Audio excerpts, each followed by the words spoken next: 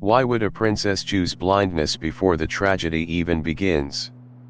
Gandhari's blindfold is one of the most unforgettable images in the Mahabharata because it looks noble at first sight, but the longer you stay with it, the more troubling it becomes. Was it love, protest, pride, sacrifice, or the first quiet surrender to a broken political order? That question matters because Gandhari is not a side character with a decorative sorrow. She stands at the center of one of the epic's hardest moral puzzles. A woman enters a marriage arranged for power, responds with a dramatic vow, and then spends years inside a court that keeps refusing truth. Did the blindfold protect her dignity, or did it slowly imprison her judgment? And this is why the story is larger than one personal vow. Gandhari becomes the mother of Duryodhana, the queen beside Dhritarashtra, and the grieving witness to a house collapsing under its own blindness. So when she covers her eyes, the Mahabharata is asking something dangerous: can a symbolic act of virtue also help create the darkness it tries to protest? To answer that, we have to move carefully. Why was Gandhari married to Dhritarashtra in the first place? What was she refusing when she chose the blindfold? Why did that refusal never become real intervention later? And why does her sorrow feel so deep in the war, yet so powerless before it? That is where the blindfold stops being a symbol and becomes a warning. The first thing to remember is that Gandhari's marriage was not built on romance. It was part of dynastic calculation. She was given into the Kuru house, and the man she would marry was Dhritarashtra, a prince denied the throne because he was blind. From the start, the arrangement carried imbalance, pity, and political tension beneath its royal surface. Imagine what that information means emotionally. Gandhari is not simply being asked to accept a husband. She is being asked to enter a life already defined by another person's wound and by a court that will constantly measure power through that wound. Her response will therefore never be merely domestic. It will be a political statement about what kind of life she refuses to normalize. This helps explain why readers often call the blindfold an act of solidarity. Gandhari may have felt that if her husband could not see the world, she would not claim a privilege he lacked. But solidarity is not the only possible reading. The same act can also carry accusation: if I am denied an equal marriage, then I will deny this court the normal performance of obedience. That double meaning is the key. Gandhari's blindfold may contain both loyalty and resentment at once. It can be dignified and wounded, noble and self-punishing. The Mahabharata often works exactly like this. It does not ask us to choose easy labels. It shows how moral gestures become unstable when they are made inside systems already distorted by power, injury, and pride. The generous reading is loyalty. Gandhari refuses to enjoy a power of sight that her husband does not possess. In that sense, the blindfold can look like radical companionship. She will not stand above him. She will descend into his condition and build marriage there. That interpretation is moving because it honors love as chosen discipline rather than comfort. But the harder reading is protest. Gandhari may be telling the Kuru elders that they cannot expect cheerful compliance from a woman inserted into a damaged political arrangement.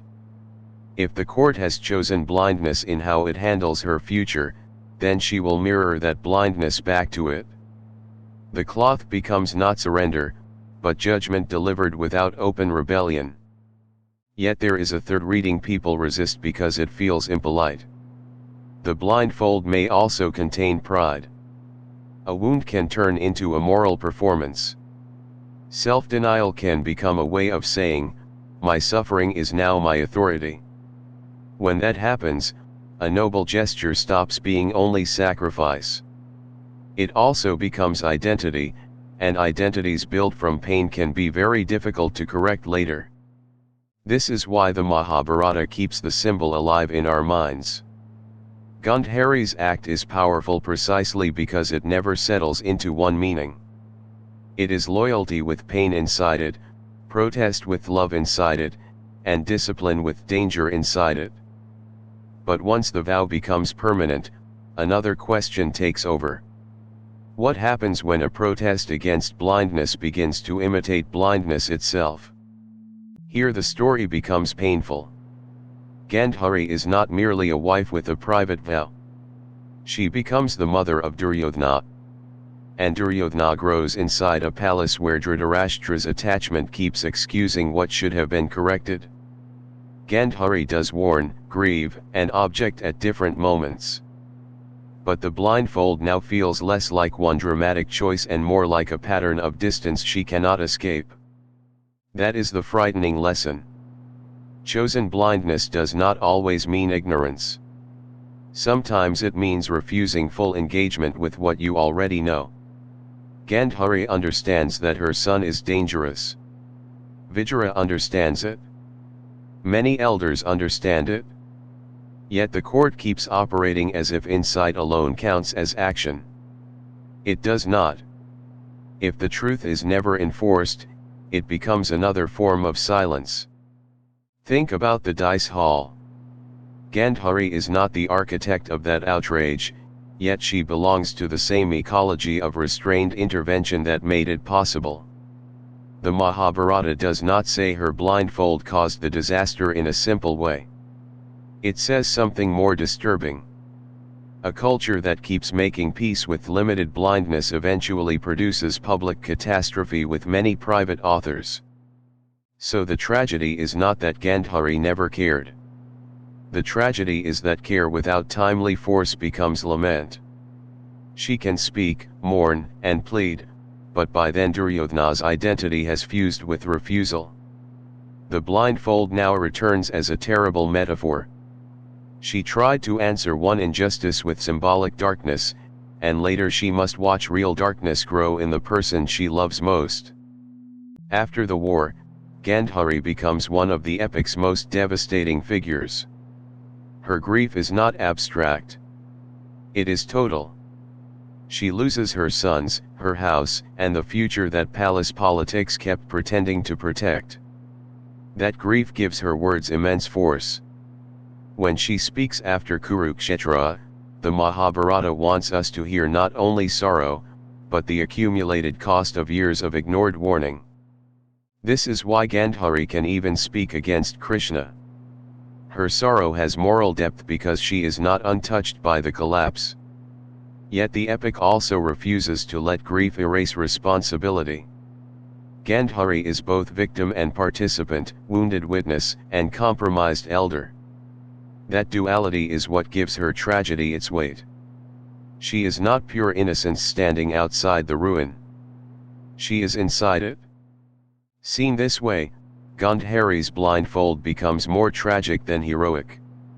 It was never only about what she refused to see with her eyes. It was about how long an entire generation endured unbearable realities without breaking the order that sustained them.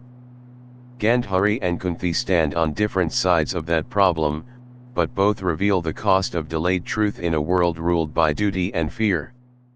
So when readers remember Gandhari only as the faithful wife who shared her husband's darkness, they miss the deeper truth. Her story is not a simple lesson in devotion. It is a severe meditation on how wounded dignity, symbolic virtue, parental attachment, and political hesitation can merge until even the wisest grief arrives too late to save anyone. So why did Gandhari choose the blindfold? The most honest answer is that she chose it for more than one reason. It carried loyalty, injury, protest, discipline, and pride all at once. That complexity is exactly why the image survives. The Mahabharata is not giving us a slogan.